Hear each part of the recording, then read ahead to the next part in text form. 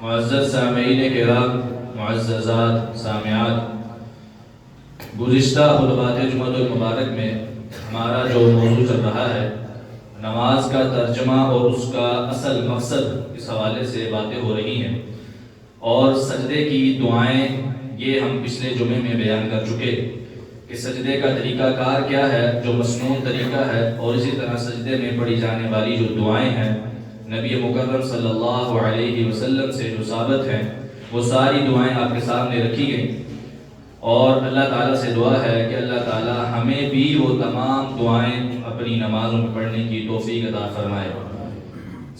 ایک سجدہ کرنے کے بعد جب اٹھتے ہیں تو دو سجدوں کے درمیان بیٹھنے کے حوالے سے بہت ساری احادیث ملتی ہیں۔ ہمارے اکثر بھائی غلطی کر جاتے ہیں کہ جب دو سجدوں کے درمیان بیٹھتے ہیں تو اطمینان سے نہیں بیٹھتے، پہلا سجدہ کرنے کے بعد جب بیٹھتے ہیں تو فوری دوسرے سجدے میں چلے جاتے ہیں، حالانکہ نبی صلی اللہ علیہ وسلم کی یہ واضح حدیث ہے کہ جب تم سجدہ کرو تو سجدہ کرنے کے بعد بیٹھو حتی تطمئن جالسا، حتیٰ کہ بیٹھنے کے حوالے سے تم مطمئن ہو جاؤ، اطمینان سے بیٹھو۔ جب تک اطمینان نہ ہو، جب تک اطمینان نہیں ہوگا، تب تک وہ جلسہ، وہ بیٹھنا، وہ نماز درست نہیں ہے۔ اطمینان ہر رکن میں ہونا ضروری ہے، اور پیارے نبی صلی اللہ علیہ وسلم سے دو سجدوں کے درمیان پڑھی جانے والی دعائیں بھی ثابت ہیں۔ نبی صلی اللہ علیہ وسلم کے پیارے صحابی بیان کرتے ہیں کہ اللہ کے نبی علیہ السلام دو سجدوں کے درمیان اللہم اغفر لی وارحمنی وعافنی واہدنی وارزقنی، یہ دعا پڑھا کرتے تھے۔ سنن ابو داؤد میں یہ روایت موجود ہے۔ اللہم اغفر لی، اے اللہ مجھے معاف کر دے، وارحمنی، مجھ پر رحم فرما، وعافنی، اور مجھے عافیت دے، واہدنی، مجھے ہدایت دے، سیدھے راستے پر چلا، وارزقنی، اور مجھے اپنی جناب سے رزق عطا فرما۔ اور یہ والی دعا اتنی جامع دعا ہے کہ انسان کی زندگی کے جتنے جملہ معاملات ہیں وہ اس دعا کے اندر آ جاتے ہیں، اور انسان کی پریشانیاں دور ہو جاتی ہیں۔ وارزقنی، یہ مین دعا جو انسان کی زندگی گزارنے کے لیے، انسان کے لیے رزق کا ہونا ضروری ہے، انسان کی زندگی گزارنے کے لیے اس کی پریشانیوں کا دور ہونا ضروری ہے، اور انسان اس دعا کے اندر اپنی ساری پریشانیوں کو دور کرنے کی دعا کرتا ہے۔ وارزقنی، اے اللہ مجھے اپنی جناب سے رزق عطا فرما، ہمیشہ اپنا محتاج رکھنا، کسی اور کا محتاج نہ کرنا۔ یہ دعا بھی پیارے پیغمبر سے ثابت ہے، اس کو بھی پڑھنا چاہیے۔ اور ساتھ ایک اور روایت بھی آتی ہے کہ حضرت حذیفہ رضی اللہ تعالیٰ عنہ بیان کرتے ہیں کہ نبی صلی اللہ علیہ وسلم دو سجدوں کے درمیان رب اغفر لی، رب اغفر لی، یہ دو مرتبہ کم از کم پڑھا کرتے تھے۔ رب اغفر لی، اے میرے رب مجھے معاف کر دے، اے میرے رب مجھے معاف کر دے۔ تقریباً ہر رکن کے اندر ہی اپنے گناہوں کی معافی کا تذکرہ ہے۔ انسان اپنے گناہوں کی معافی مانگے اپنے رب سے، کیونکہ نماز پڑھنے کا مقصد ہی یہ ہے کہ انسان کے گناہ معاف کر دیے جائیں۔ وہ پچھلی جمعہ میں نے حدیث سنائی تھی آپ کو کہ نبی صلی اللہ علیہ وسلم نے فرمایا تھا جو بندہ ایک دن میں 5 نمازیں پڑھتا ہے اور 5 نمازیں پڑھنے کے بعد اس کے جسم پر ایک گناہ بھی باقی نہیں رہتا ہے، تو نماز پڑھنے کا مقصد انسان کے گناہوں کی معافی ہے، بشرط یہ کہ انسان سارے کے سارے ارکان اعتدال کے ساتھ کرے، اطمینان کے ساتھ کرے، اور نماز توجہ سے پڑھے۔ جو کچھ بھی وہ اللہ سے مانگ رہا ہے اس کو پتا ہو کہ وہ اپنی زبان سے کیا الفاظ بول رہا ہے۔ رب اغفر لی، رب اغفر لی، اے میرے رب مجھے معاف فرما، اے میرے رب مجھے معاف فرما، کم از کم 2 مرتبہ۔ اگر انسان نے زیادہ مرتبہ بھی کہنا ہے تو کہہ سکتا ہے۔ اس کے بعد پھر دوسرا سجدہ کیا جاتا ہے، دوسرے سجدے میں بھی وہی دعائیں جو پہلے سجدے میں تھی۔ اس کے بعد اگر تو پہلی رکعت ہے یا تیسری رکعت ہے تو جلسہ استراحت کرنا ضروری ہے۔ جلسہ استراحت کہتے ہیں 2 سجدوں کے درمیان بیٹھنا، اس میں پڑھنا کچھ نہیں ہے، کوئی بھی دعا اللہ کے نبی صلی اللہ علیہ وسلم سے ثابت نہیں ہے۔ اس میں بھی ہمارے ہاں غلطی پائی جاتی ہے کہ ہم 2 سجدہ کرنے کے بعد فوری جو ہے وہ اگلی رکعت کے لیے اٹھ جاتے ہیں، حالانکہ نبی صلی اللہ علیہ وسلم سے یہ ثابت ہے، اور باقاعدہ آپ نے ایک صحابی کو حکم دیا تھا کہ جب تو 2 سجدے کر دو اس کے بعد تم بیٹھو حتی تطمئن جالسا، حتیٰ کہ بیٹھنے کے حوالے سے تمہیں اطمینان ہو جائے۔ دو سجدوں کے درمیان بھی آرام سے سکون سے بیٹھا جائے گا اور مطمئن ہو کے بیٹھا جائے گا، پھر اس کے لیے اگلی رکعت کے لیے کھڑا ہوا جائے گا۔ اگر تو دوسری رکعت ہے یا چوتھی رکعت ہے تو پھر تشہد پڑھا جائے گا۔ نبی صلی اللہ علیہ وسلم کے تمام صحابہ کرام تشہد جو ہے وہ بیان کرتے ہیں اور پڑھتے ہیں۔ اللہ کے نبی کے صحابی بیان کرتے ہیں نبی صلی اللہ علیہ وسلم ہمیں تشہد باقاعدہ سکھایا کرتے تھے۔ اللہ کے نبی صلی اللہ علیہ وسلم جس طرح قرآن کی سورت سکھاتے ہیں اس طرح ہمیں تشہد سکھایا کرتے تھے، یعنی پورے اہتمام کے ساتھ سکھاتے تھے۔ ایک مرتبہ ایک صحابی بیان کرتے ہیں ہم نماز پڑھ رہے تھے اللہ کے نبی علیہ السلام کے پیچھے، تو ایک صحابی نے اونچی آواز سے کہا السلام علی جبریل، السلام علی میکائیل، السلام علی اسرافیل، السلام علی اللہ۔ کہنے لگا جبریل پر بھی سلام ہو، میکائیل پر بھی سلام ہو، فلاں پر بھی سلام ہو، فلاں پر بھی سلام ہو، ہر کسی کا نام لے کے، اور کہنے لگا اللہ پر بھی سلام ہو۔ نبی صلی اللہ علیہ وسلم نے نماز کے بعد کہا ان اللہ هو السلام لا تقولوا علی اللہ السلام، اللہ کے بارے میں یہ نہ کہا کرو کہ اللہ پر سلام ہو، کیونکہ اللہ خود ہی السلام ہے۔ سلام کا معنی سلامتی ہوا کرتا ہے، اور اللہ ہی تو ہے جس نے سلامتی دینی ہے۔ اللہ پر سلامتی ہونے کا کوئی بھی مطلب نہیں ہے، اللہ ہی السلام ہے، اس نے سب کو سلامتی دینی ہے، وہ سراپا سلامت ہے، اس نے سب کو سلامتی دینی ہے۔ اور اس لیے اللہ کے بارے میں یہ نہیں کہنا السلام علی اللہ، بلکہ اللہ کے نبی صلی اللہ علیہ وسلم نے کہا میرے صحابہ یہ کہا کرو التحیات للہ والصلوات والطیبات، التحیات میری تمام قولی عبادات، وہ سارے جملے، وہ سارے کے سارے الفاظ جو عبادت کی غرض سے میں اپنی زبان سے نکالتا ہوں، وہ ساری کی ساری باتیں اللہ کے لیے۔ التحیات کا مطلب کیا ہے؟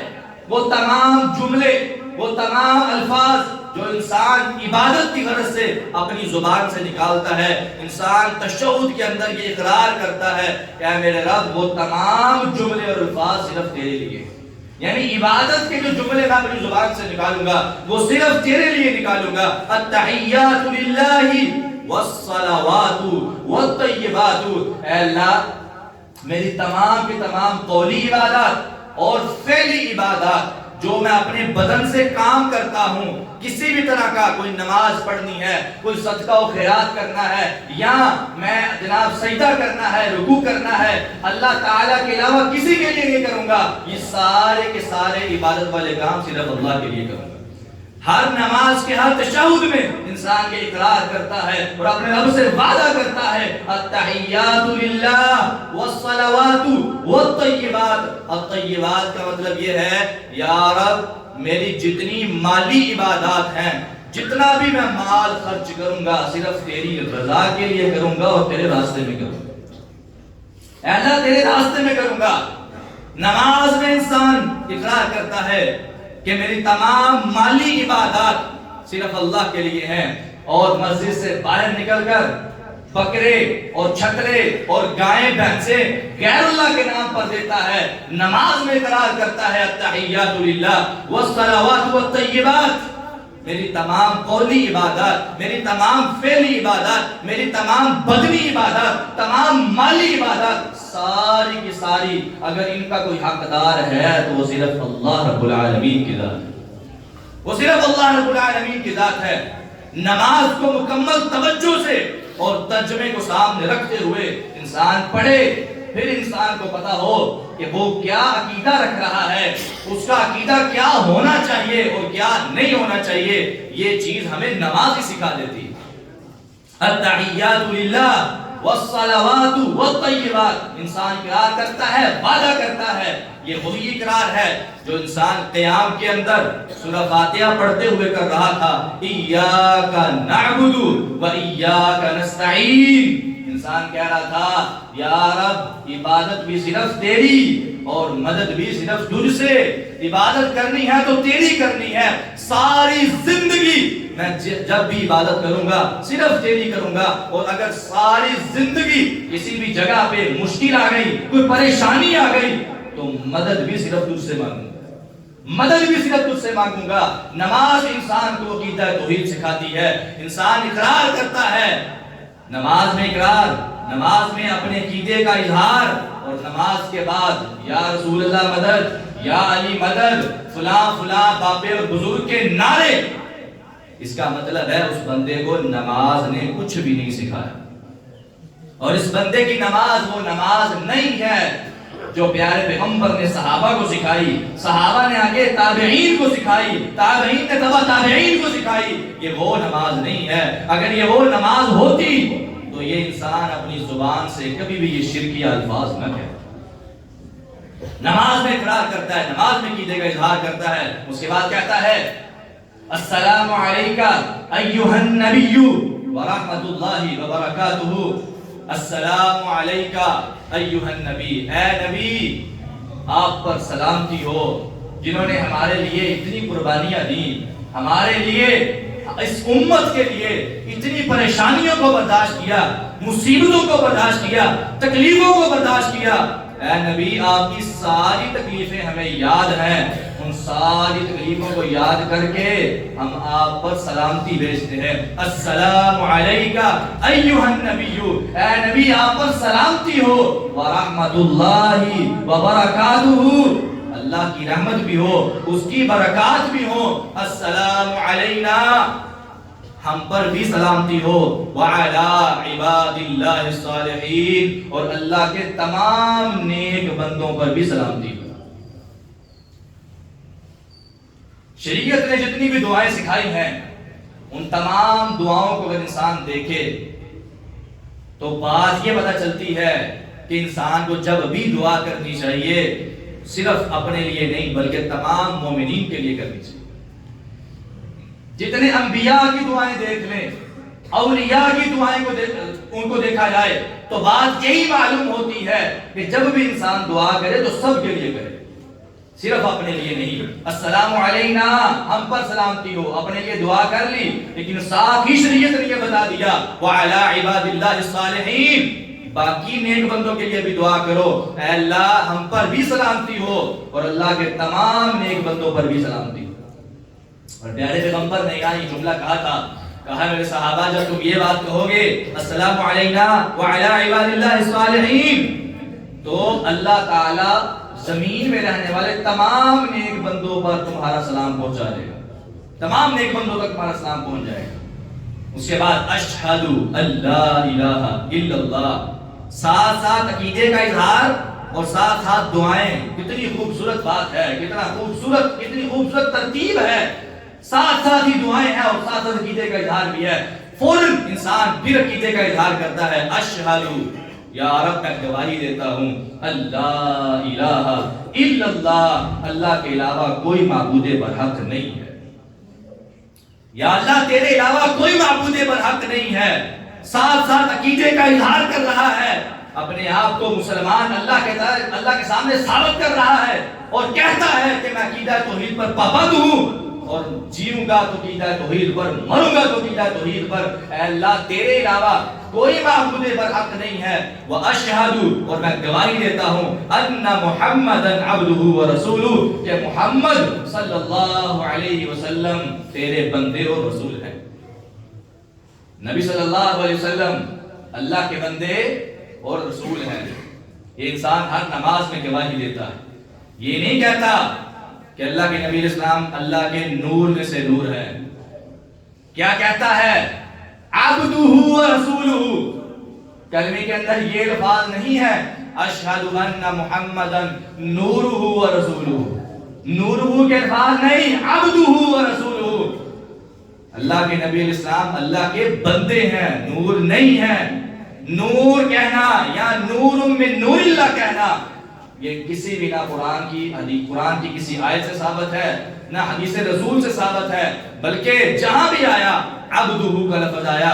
میرے اللہ نے اپنے نبی کو معراج کروایا، اتنی لمبی سیر کروانے کے بعد قرآن میں آیت نازل کی، کہا سبحان الذی اسری بعبدہ، پاک ہے وہ ذات جس نے اپنے بندے کو سیر کروائی. اسری بعبدہ، جو لے گیا اپنے بندے کو لیلا من المسجد الحرام الى المسجد الاقصی، ایک رات میں مسجد حرام سے اٹھاتا ہے مسجد اقصی میں پہنچا دیتا ہے. ایک رات میں، جہاں پہ مہینوں کا فاصلہ کئی مہینوں کا فاصلہ ہے پہنچنے کے لیے، اور وہاں پہ ایک رات میں میرے رب اپنی قدرت کے ساتھ اپنے بندے کو اٹھا کے مسجد اقصی میں پہنچا دے۔ وہاں پر بھی اللہ تعالیٰ نے اپنے نبی کے بارے میں لفظ بولا عبد، بندہ، اور جو بندہ ہوا کرتا ہے وہ نور من نور اللہ نہیں ہوا کرتا۔ نور من نور اللہ کا مطلب کیا ہے؟ توجہ کیجیے، اللہ کے نور میں سے نور، یہ اتنی بڑی بات ہے کہ انسان اگر اس کی گہرائی تک پہنچتا ہے تو انسان کو یہ بات سمجھ آتی ہے کہ یہ بات ہی انسان کو دائرہ اسلام سے خارج کرنے کے لیے کافی ہو جاتی ہے۔ اگر انسان جانتے بوجھتے بھی یہ لفظ بولتا ہے، اس کو پتا ہے کہ اس کا مطلب کیا ہے، جانتے بوجھ کے اس کا یہ لفظ بولتا ہے اور اپنے عقیدے کا اظہار کرتا ہے، تو وہ بندہ شرک کا ارتکاب کرتا ہے۔ نور من نور اللہ کہنا، اللہ کے نور میں سے نور، یعنی اللہ کا جتنا پورا نور ہے اس کا ایک ٹکڑا اللہ کے نبی علیہ السلام۔ تو عیسائیوں کا کیا عقیدہ تھا؟ عیسائیوں کا عقیدہ کیا ہے؟ مسیح کو اللہ کا بیٹا مانتے ہیں، یعنی اللہ کے جسم کا حصہ مانتے ہیں، اور یہودی عزیر ابن اللہ کا لفظ بول کے عزیر علیہ السلام کو اللہ کا حصہ مانتے ہیں، اور مسلمان عاشق رسول پکا جنتی اپنے آپ کو مکمل پکا جنتی کہہ کے اور اللہ کے نبی کو نوروں میں نور اللہ مانتا ہے۔ یہ عقیدہ توحید نہیں ہے۔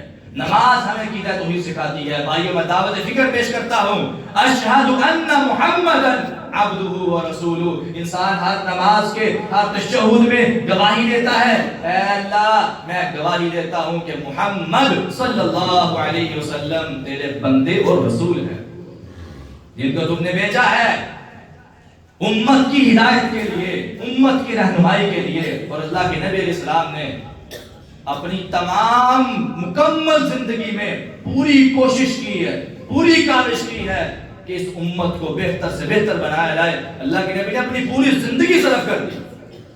اس کے بعد انسان اپنے نبی پر، اللہ کے نبی پر درود بھیجتا ہے۔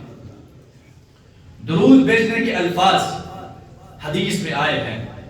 سب سے زیادہ جو ہمارے ہاں درود مشہور ہے وہ درود ابراہیمی ہے، اور یہی سب سے افضل ہے۔ احادیث کے اندر یہ بات آتی ہے، صحابہ کرام بیان کرتے ہیں کہ ہم نے نبی صلی اللہ علیہ وسلم سے یہ درود سنا، آپ نے ہمیں یہ درود سکھایا۔ عبد الرحمن بن ابی لیلہ یہ تابعی ہیں، یہ بیان کرتے ہیں کہ مجھے کعب بن عجرہ صحابی رسول ملتے ہیں اور مجھے کہتے ہیں، اے عبد الرحمن کیا میں تمہیں آج ایک تحفہ نہ دوں؟ میرا دل کر رہا ہے کہ آج تمہیں ایک تحفہ دوں۔ تو انہوں نے کہا جی کیوں نہیں، آپ مجھے تحفہ دیں۔ تو انہوں نے کہا جی میں تحفہ تمہیں وہ دوں گا جو میں نے اللہ کے رسول علیہ السلام سے سنا تھا۔ ان کا تحفہ بھی حدیث ہوا کرتی تھی، ان کا ہدیہ بھی حدیث اور قرآن کی آیات ہوا کرتی تھی، اور تحفہ لینے والے بھی ان چیزوں سے بڑا خوش ہوا کرتے تھے۔ یہ نہیں کہا لو ہے تحفہ دینا سی، کوئی اور چیز نہیں لگتی تو ہم حدیث سنتے نہیں تھا کوئی اور تحفہ دے دیو، یہ بات نہیں کہا۔ ایک بڑی خوشی کی بات ہے، پیارے پیغمبر کی ایک حدیث اور مل گئی، میری زندگی کے نیک اعمال مزید بہتر ہو جائیں گے، نجات کا ذریعہ بن جائے گا۔ کہا کیوں نہیں، دیجئے۔ کہا اللہ کے نبی علیہ السلام سے ہم نے سنا تھا، آپ نے فرمایا تھا درود ابراہیمی یہ ہے۔ کعب بن عجرہ کہتے ہیں اللہ کے نبی علیہ السلام ہمیں سلام کا تو پتہ چل چکا کہ سلام کیسے پہنچانا ہے، درود کا ہمیں علم نہیں ہے، درود کیسے پہنچانا ہے، آپ ہمیں طریقہ سکھائیں۔ اللہ کے نبی علیہ السلام نے درود سکھایا، اللہم صلی علی محمد وعلی آل محمد۔ اے اللہ، انسان دعا کرتا ہے اے اللہ تو درود بھیج، تو رحمت بھیج علی محمد، محمد صلی اللہ علیہ وسلم پر، وعلی آل محمد، اور آل محمد پر، محمد کے خون پر، محمد کی آل پر، محمد کی اولاد پر۔ اللہ سارے کے سارے جتنے بھی جو اصل اللہ کے نبی کی اولاد اور نسل چلتی آ رہی ہے ان تمام پر اپنی رحمتوں کا نزول فرما۔ ہم ہر نماز کے تشہد میں یہ دعا کرتے ہیں، اے اللہ نبی صلی اللہ علیہ وسلم کی آل پر اپنی رحمت کو نازل فرما۔ ہم سیدوں کو مانتے ہیں جو اصل سید ہیں، جن کی سند واقعتاً اللہ کے رسول علیہ السلام سے جا کے ملتی ہے، وہ ہمارے سر کے تاج ہیں۔ لیکن حقیقی بات یہ ہے کہ جو سید نہیں ہے اور وہ اپنے آپ کو سید کہلوا رہا ہے، تو یہ اللہ کی قسم کھا کر کہتا ہوں کائنات کا سب سے بدترین جھوٹ یہ ہے کہ انسان اپنے آپ کو اللہ کے نبی صلی اللہ علیہ وسلم کی نسل سے ثابت کرے لیکن وہ ہو نہیں۔ اور آج کل ہمارے یہاں بڑے افسوس سے کہنا پڑتا ہے، ہر محلے میں جو چپڑاسی ہے وہ سید بنا ہوا ہے، وہ اپنے آپ کو سید کہتا ہے، وہ سید نہیں ہو سکتا۔ جو سید ہیں وہ ہمارے سر کے تاج ہیں، ان کی عزت، ان کی احترام، ان کا ادب ہم سب پر لازم و ضروری ہے، کیونکہ وہ آپ اسلام کی آل میں سے ہیں۔ اور جو سید نہیں ہے وہ پھر بھی اپنے آپ کو سید کہتا ہے، جو کائنات کا سب سے بدترین جھوٹ ہے۔ ہم ہر نماز کے ہر تشہد میں اصل سیدوں کے لیے دعا کرتے ہیں، اے اللہ ان پر اپنی رحمتوں کا نزول فرما، کما صلیت علی ابراہیم، یا اللہ جس طرح نے ابراہیم علیہ السلام پر اپنی رحمتوں کو نزول فرمایا تھا، وعلی آل ابراہیم، اور آل ابراہیم پر اپنی رحمتوں کا نزول فرمایا تھا، اسی طرح نبی صلی اللہ علیہ وسلم پر بھی اپنی رحمتوں کا نزول فرما۔ انک حمید مجید، اے اللہ تو ایسی ذات ہے کہ جس کی ہر وقت تعریف کی جاتی ہے، یعنی اگر میں تعریف نہ کروں تو اس میں اللہ تعالیٰ کی تعریف میں کوئی کمی نہیں آنے والی۔ میں نماز نہ پڑھوں، میں عبادت نہ کروں، میں اپنی ساری زندگی اللہ تعالیٰ کی عبادت کے بغیر گزار دوں تو اللہ کی قسم اللہ کی تعریف میں ذرہ برابر بھی کمی نہیں آنے والی۔ انک حمید، وہ ایسی ذات ہے جو ہر وقت اس کی تعریف کی جا رہی ہے، مجید بزرگی والا ہے، وہ ایسی ذات ہے جو قیامت کے دن کا مالک ہے۔ انسان یہ اللہ تعالیٰ کی تعریفات کرتا ہے، پھر کہتا ہے اللہم بارک علی محمد وعلی آل محمد، اللہ تو برکت نازل فرما محمد صلی اللہ علیہ وسلم پر اور ان کی آل پر، جس طرح تو نے ابراہیم اور آل ابراہیم پر اپنی برکتوں کا نزول فرمایا۔ انک حمید مجید، بے شک تو تعریف کیا ہوا اور بزرگی والا ہے۔ اسی طرح ایک اور درود بھی ثابت ہے نماز کے اندر پڑھنے کے حوالے سے، وہ الفاظ تھوڑے سے چینج ہیں، اصل درود ہے یہی، ایک اور الفاظ کے ساتھ صحیح بخاری کے اندر یہ بھی روایت موجود ہے، اللہم صلی علی محمد وازواجہ وذریتہ کما صلیت علی آل ابراہیم، یہ والے الفاظ بھی ثابت ہیں۔ اللہم صلی، اے اللہ رحمت نازل فرما، علی محمد، محمد صلی اللہ علیہ وسلم پر، وازواجہ، اور آپ کی بیویوں پر، وذریاتہ، اور آپ کی اولاد پر، کما صلیت علی ابراہیم، جس طرح کہ تو نے رحمت نازل فرمائی ابراہیم علیہ السلام کی اولاد پر، وبارک علی محمد۔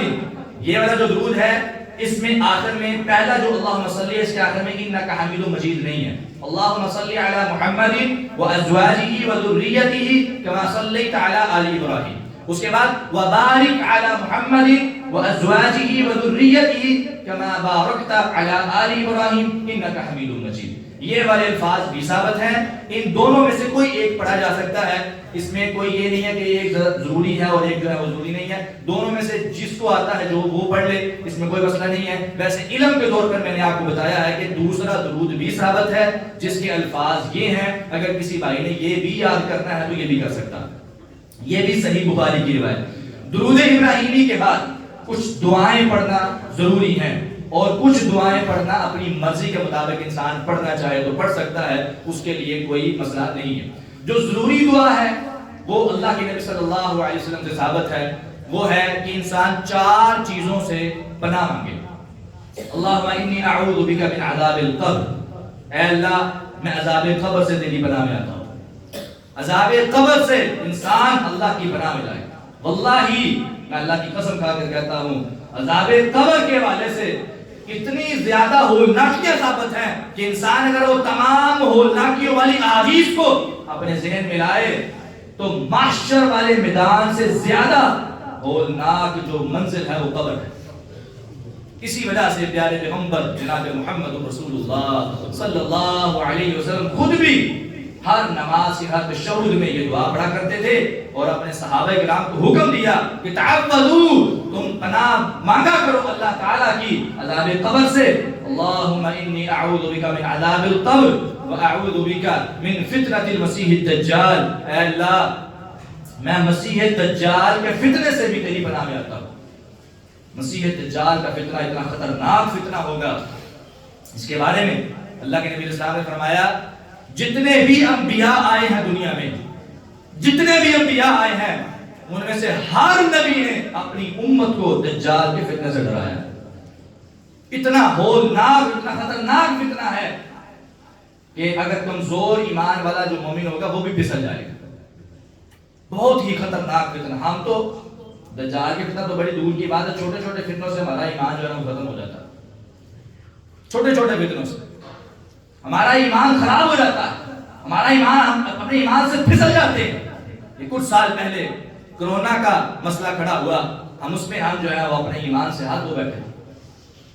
جب کہا گیا SOPs کا خیال رکھا جائے، جماعت کے اندر ایک دوسرے کے ساتھ نہ ملا جائے، ہمارے کئی مسلمان ایمان خراب کر بیٹھے. آپ مجھے ایمان سے بتائیں، ویسے بات کرتا ہوں کہ کیا جنہوں نے کرونا کی تمام SOPs کا خیال رکھا تھا اور ویکسین بھی لگوائی تھی، کیا وہ موت سے بچ گئے تھے؟ موت ان کو بھی آ گئی تھی. کرونا کی ویکسین لگوانے والے اور SOPs کا خیال رکھنے والے، موت ان کو بھی آ گئی تھی. تو جنہوں نے اس خیال نہیں رکھا وہ ابھی تک بچے ہوئے. تو اصل چیز کیا ہے؟ اللہ جس کو چاہے موت دے دے، جس کو چاہے زندہ رکھے. بات یہ ہو رہی ہے کہ انسان عام حالات میں ہر چیز کو فالو کرے، جو حکومت کے قوانین ہم کو فالو کرے، لیکن جہاں پہ شریعت کی بات آ جائے گی وہاں پہ شریعت کی بات کو مانا جائے گا، کسی اور چیز کو نہیں مانا جائے گا. شریعت نے حکم دیا ساتھ مل کے کھڑے ہو جاؤ، صفوا صفوفکم تراصوا سدوا الخلل. حدیث شریعت کا حکم ہے خلال کو ختم کر دو، صف کو سیدھا کر دو، پاؤں کے ساتھ پاؤں ملا لو، کندھے کے ساتھ کندھا ملا لو. یہ حکم ہمارے سامنے تھا، لیکن ہم اس فتنے سے اپنے ایمان کو نہیں بچا سکے. اور دجال کا فتنہ تو اس سے بہت بڑا ہوگا. اس لیے ہر نماز کے تشہد میں پناہ مانگنی چاہیے، اللہم انی اعوذ بک من عذاب القبر واعوذ بک من فتنة المسیح الدجال واعوذ بک من فتنة المحیا والممات. اے اللہ زندگی اور موت کے فتنے سے بھی میں تیری پناہ میں آتا ہوں. اللہم انی اعوذ بک من المقسم والمغرم، گناہ والی جگہ سے اور جہاں سے مجھے اچانک نقصان ہو جائے ان تمام جگہوں سے اللہ میں تیری پناہ میں آتا ہوں. پھر حضرت ابوبکر صدیق رضی اللہ تعالی عنہ اللہ کے نبی اسلام کے پاس جاتے ہیں اور کہتے ہیں اللہ کے نبی اسلام مجھے ایسی کوئی دعا سکھائیں جس کو میں نماز میں پڑھوں. آپ نے فرمایا ابوبکر نماز میں پڑھا کر اللہم انی ظلمت نفسی ظلما کثیرا، یا رب میں نے پوری زندگی میں اپنے سارے گناہ جو ہے وہ اپنی جان پر کیے ہیں، اپنی جان پر میں نے ظلم کیا ہے اور انتہا درجے کا ظلم کیا ہے. میں نے کوئی کسر نہیں چھوڑی ظلم کرنے میں نے بہت ظلم کیا ہے. ولا یغفر الذنوب الا انت، اور میں اس بات کا اقرار کرتا ہوں کہ جنہیں گناہ میں کر لینے تیرے تو علاوہ معاف کوئی نہیں کر سکتا. ولا یغفر الذنوب الا انت، یا اللہ تو ہی ہے معاف کرنے والا، تیرے علاوہ کوئی ایسی رحیم و کریم ذات نہیں ہے کہ بندہ اتنی غلطیاں بھی کرے، ساری زندگی نافرمانیاں کرے، اللہ پھر بھی معاف کر. اللہ کے علاوہ کوئی ایسی ذات نہیں ہے جو اتنی نافرمانیوں کو برداشت کرے، اتنی جو ہے وہ نافرمانیوں کو اور معصیت کو برداشت کرے. صرف اللہ ہی ایک ذات ہے جو الحلیم ہے، بردبار ہے، رحم کرنے والی ہے، معاف کرنے والی ہے، انسان کو معاف کر دیتی ہے. انسان عقیدے کا اظہار کرتا ہے ولا یغفر الذنوب الا انت، یا رب تیرے علاوہ میرے گناہوں کو معاف کرنے والا کوئی نہیں. فاغفر لی مغفرۃ من عندک، یا اللہ مجھے معاف کر دے، مغفرت تو ہے ہی تیرے پاس، بخشش تو صرف تیرے پاس ہے، مجھے معاف کر دے. وارحمنی، مجھ پر رحم فرما. کیوں اے اللہ میں تجھ سے دعا کیوں کر رہا ہوں؟ انک انت الغفور الرحیم، کیونکہ تو ہی معاف کرنے والا اور رحم کرنے والا ہے، تیرے علاوہ کوئی نہیں ہے. انسان دعا بھی کرتا ہے، عقیدے کا اظہار بھی کرتا ہے. یہ چیز میں آپ کو مین بتاتا ہوں. پوری نماز میں نے آپ کو بتایا کہ انسان دعا کے ساتھ ساتھ عقیدے کا اظہار کرتا ہے، لیکن سچی بات یہ ہے کہ جو انسان نماز کے اندر اپنے عقیدے کا اظہار کرے اور ساتھ اس عقیدے پر پکا بھی رہے، اللہ تعالیٰ اس کی تمام دعاؤں کو فوراً قبول فرما لے گا. عقیدہ توحید کے ساتھ ساتھ انسان کے سارے گناہ معاف ہو جاتے ہیں. اسی طرح اور بھی دعائیں اللہ کے نبی صلی اللہ علیہ وسلم سے ثابت ہیں، لیکن وقت کی قلت ہے. نبی اسلام نے فرمایا کہ ثم يتخير من الدعاء اعجبه الیہ، انسان اس کے بعد جو بھی اس کو دعا پسند ہے وہ پڑھ سکتا ہے. درود ابراہیمی کے بعد انسان کو جو دعا پسند ہے وہ پڑھ سکتا ہے. یعنی جو مسنون دعائیں اللہ کے نبی اسلام سے ثابت ہیں ان دعاؤں میں سے کوئی بھی دعا نماز میں، تشہد میں، درود ابراہیمی کے بعد پڑھی جا سکتی ہے. اسی طرح ہمارے ہاں جو مشہور ہے رب اجعلنی مقیم الصلاۃ ومن ذریتی، ربنا وتقبل دعا، یہ دعا بھی پڑھی جا سکتی ہے، اس کو بھی پڑھنا چاہیے، بلکہ یہ جامع دعا ہے، اس کو بھی پڑھنا چاہیے۔ رب اجعلنی مقیم الصلاۃ، انسان نماز پڑھ رہا ہے، اس کے باوجود انسان کہتا ہے یا اللہ مجھے نمازی بنا دے۔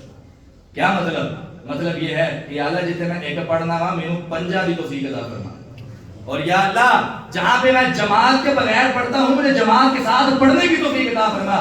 اور جماعت کے ساتھ پڑھنے والا جب یہ دعا کرتا ہے تو مراد یہ ہوتا ہے یا اللہ جنی کو مینوں ہوندی سی میں انہی کو پڑھ لئیے، ادھے نالوں بہتر اگر کوئی ہے تو مینوں وہی کرنے کی توفیق عطا، اس سے بہتر کرنے کی توفیق عطا فرما۔ رب اجعلنی مقیم الصلاۃ، یا اللہ مجھے نماز کا پابند بنا دے، ومن ذریتی، اور میری اولاد کو بھی نماز کا پابند بنا دے۔ اولاد ساتھ ساتھ ہے، اولاد کی تربیت ساتھ ساتھ ہے، انسان اپنے ساتھ ساتھ اپنی اولاد کا بھی، اس سے بھی پوچھا جائے گا اپنی اولاد کے بارے میں بھی، اور اپنی اولاد کے بارے میں وہ مکلف ہے، اس کے ساتھ ساتھ اس کے لیے دعا بھی کرے اور کوشش بھی کرے۔ رب اجعلنی مقیم الصلاۃ، مجھے نماز کے پابند بنا، ومن ذریتی، میری اولاد کو بھی نماز کا پابند بنا۔ ربنا وتقبل دعا، یا اللہ جتنی میں نے دعائیں کی ہیں ساری دعائیں میری قبول فرما۔ انسان آخر میں دعا کرتا ہے ربنا وتقبل دعا، یا رب ہماری دعائیں قبول فرما۔ ربنا اغفر لی، نماز کا آخر ہے، انسان پھر وہی دعا کر رہا ہے، انسان پھر وہی دعا کر رہا ہے، اللہ مجھے معاف کر دے۔ ربنا اغفر لی، اے ہمارے رب مجھے معاف کر دے، ولی والدیہ، اے اللہ میرے والدین کو بھی معاف کر دے۔ والدین کے لیے دعا کرنا انبیاء کی سنت ہے، انبیاء کا طریقہ ہے، اور اچھی اولاد جو نیک اولاد ہوا کرتی ہے، اچھی اولاد ہوا کرتی ہے، وہ اپنے والدین کے لیے روزانہ بلا ناغہ دعا کرتی ہے، ربنا اغفر لی ولی والدیہ، یا اللہ میرے ساتھ ساتھ میرے والدین کو بھی معاف کر دے، آخر وہ بھی انسان تھے، غلطیاں ہو گئیں، کوتاہیاں ہو گئیں، یا اللہ معاف کر دے، وللمومنین، اے اللہ تمام مومنوں کو معاف کر دے، یوم یقوم الحساب، اور جس دن حساب قائم ہو جائے گا، جس دن حساب و کتاب کا وقت ہوگا، جس دن ترازو قائم کیا جائے گا، یا اللہ ہم سب کو اس دن عزت و احترام کے ساتھ جنت کا داخلہ عطا۔ یہ انسان پوری نماز میں دعا کرتا ہے، پوری نماز میں دعا کرتا ہے، پوری نماز میں عقیدے کا اظہار کرتا ہے، پھر کہتا ہے السلام علیکم ورحمۃ اللہ، السلام علیکم ورحمۃ اللہ، تم پر سلامتی ہو اور اللہ کی رحمت ہو۔ انسان دائیں طرف کے لوگوں پر سلام بھیجتا ہے، پھر بائیں طرف کے لوگوں پر سلام بھیجتا ہے، اور نماز کے بعد اللہ اکبر بلند آواز سے اللہ اکبر کا نعرہ لگانا، اللہ کو بلند آواز سے کہنا پیارے نبی علیہ السلام سے ثابت ہے۔ صحابہ کرام فرماتے تھے ہم اللہ کے نبی صلی اللہ علیہ وسلم کی نماز کے اختتام کو اللہ اکبر سے پہچانتے تھے، ہمیں پتہ چل جاتا تھا کہ اللہ کے نبی اسلام کی نماز مکمل ہو گئی۔ کیسے؟ جب اللہ کے نبی علیہ السلام اونچی آواز سے کہتے تھے اللہ اکبر، تو بلند آواز سے اللہ اکبر کہنا چاہیے، اور 3 مرتبہ استغفر اللہ استغفر اللہ استغفر اللہ، اے اللہ میں تجھ سے بخشش طلب کرتا ہوں۔ پوری نماز میں بھی گناہوں کی معافی، اور نماز کے مکمل ہونے کے فوری بعد پھر گناہوں کی معافی۔ یہاں پہ محدثین نے نکتہ لکھا ہے، انسان نماز کے مکمل ہونے کے بعد استغفر اللہ کیوں کہتا ہے؟ حالانکہ اس نے نیکی کا کام کیا ہے، نیکی کا کام کرنے کے بعد کہتا ہے استغفر اللہ، اے اللہ مجھ سے بخشش طلب کرتا ہوں۔ مراد یہ ہے یا اللہ اپنی کوشش کے مطابق، استطاعت کے مطابق میں نے جتنی مجھے نماز آتی تھی میں نے پڑھ لی، جس طرح کی آتی تھی میں نے پڑھ لی، اگر کوئی کمی کوتاہی رہ گئی ہے یا اللہ میں اسے بخشش طلب کرتا ہوں۔ استغفر اللہ استغفر اللہ استغفر اللہ۔ اسی طرح اور بھی نماز کے بعد کے اذکار ہیں، وہ تمام احباب وہ جب لگے ہوتے ہیں فلیکشن سے یاد کر لیں اور ان کا ترجمہ بھی یاد کریں۔ اللہ تعالی ہماری نمازوں کو بہتر کرنے کی توفیق عطا فرمائے۔ سبحانک اللہم بحمدک اشہد ان لا الہ الا انت استغفرک۔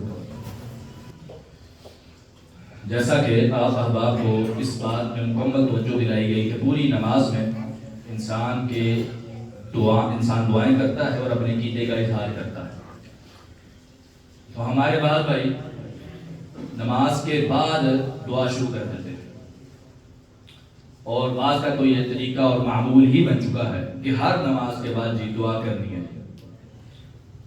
اور افسوس کی بات تو یہ ہے کہ نماز کے بعد بھی جو دعائیں کرتے ہیں ان کا ترجمہ بھی ان کو نہیں آتا، یعنی پتہ ہی نہیں اپنے رب سے کیا کہتے ہیں۔ نماز کے بعد دعا کرنا اللہ کے نبی صلی اللہ علیہ وسلم ثابت نہیں ہے، کوئی ایک روایت بھی نہیں آتی کہ آپ نے نماز کے بعد دعا کی، یا پھر اجتماعی طور پہ دعا کرنا تو بالاولیٰ ثابت نہیں ہے.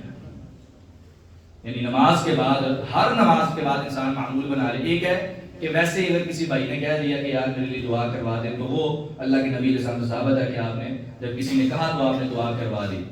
لیکن روٹین بنا لینا اور اس کو معمول بنا لینا، یہ اللہ کے نبی علیہ السلام سے ثابت نہیں ہے، اور یہ انسان کو نہیں کرنا چاہیے. کیونکہ جس کو نماز کا ترجمہ آتا ہوگا اس کو یہ پتا ہے کہ میں نے اپنی مکمل نماز میں اللہ سے دعا ہی مانگی اور اللہ سے دعا مانگی ہے اپنی زندگی کو بہتر بنانے کے لیے. اگر وہی دعائیں انسان بہترین طریقے سے مانگ لیتا ہے تو اس کو نماز کے بعد دعا مانگنے کی کوئی ضرورت نہیں. تو اس وجہ سے نماز کے بعد دعا مانگنے کے بجائے نماز کی دعاؤں کا ترجمہ یاد کریں، اور نماز کے اندر جو دعائیں انسان کرتا ہے اللہ تعالیٰ ان کو جلد از جلد قبول فرماتا ہے. کیونکہ انسان اپنے رب کے سامنے کھڑا ہوتا ہے، اور نماز کے اندر جب انسان کھڑا ہوتا ہے تو اللہ کے سب سے زیادہ قریب ہوتا ہے. اس وقت والی جو دعائیں ہیں وہ جلدی قبول ہونے والی ہیں. اور کیونکہ انسان دعاؤں کے ساتھ ساتھ عقیدے کا بھی اظہار کرتا ہے، ہمیں اس چیز کو بھی مد نظر رکھنا چاہیے. اللہ تعالیٰ ہمیں اپنی نمازوں کو بہتر سے بہتر کرنے کی توفیق عطا فرمائے. بیماروں کی صحت کے لیے دعا کریں. جتنے مسلمان بیمار ہیں اللہ سب کو شفائے کاملہ عاجلہ عطا فرمائے. میرا بیٹا بھی کافی دنوں سے بہت زیادہ بیمار ہے، اس کے لیے بھی دعا کریں. اللہ تعالیٰ اس کو بھی جلد از جلد صحت کاملہ عطا فرمائے. جتنے بھی ہمارے بھائی یہاں بیٹھے ہیں جن کی اولادیں بیمار ہیں، جن کے والدین بیمار ہیں، اللہ سب کو صحت کاملہ عاجلہ عطا فرمائے. ربنا ظلمنا انفسنا وان لم تغفر لنا وترحمنا لنكونن من الخاسرين. ربنا آتنا في الدنيا حسنة وفي الآخرة حسنة وقنا عذاب النار. اللهم اشف مرضانا ومرضى المسلمين والمسلمات. اللهم اشف مرضانا ومرضى المسلمين والمسلمات. اللهم اشف كل مريض ومريضة. اذهب البأس رب الناس واشف أنت الشافي. واشف أنت الشافي. لا شفاء إلا شفاؤك شفاء لا يغادر سقما. اللهم اشف كل مريض ومريضة. اللهم اغفر لنا ولجميع المسلمين والمسلمات وللمؤمنين والمؤمنات للأحياء منهم والأموات. اللهم طهر قلوبنا من النفاق وأعمالنا من الرياء وألسنتنا من الكذب وأعيننا من الخيانة، فإنك تعلم خائنة الأعين وما تخفي الصدور. سبحان ربك رب العزة عما يصفون وسلام على المرسلين والحمد لله رب العالمين.